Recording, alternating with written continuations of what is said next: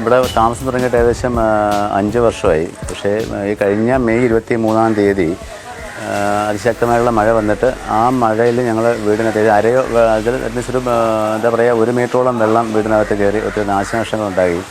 അപ്പോൾ അതിനനുബന്ധിച്ച് ഇവിടെ താമസിക്കാൻ പറ്റാത്ത ഒരു ഭയപ്പാട് മനസ്സിൽ വന്നതിൻ്റെ പേരിൽ ഞങ്ങൾ ഒന്നെങ്കിൽ വീട് ഉപേക്ഷിക്കുക, കുറഞ്ഞ വിലയ്ക്ക് വിറ്റിട്ട് പോവുക, അതല്ലെങ്കിൽ പുതിയൊരു വീട് വയ്ക്കുക. പുതിയ വയ്ക്കുക എന്ന് പറഞ്ഞാൽ 1800 സ്ക്വയർ ഫീറ്റിന് 1800 വെച്ചാകും.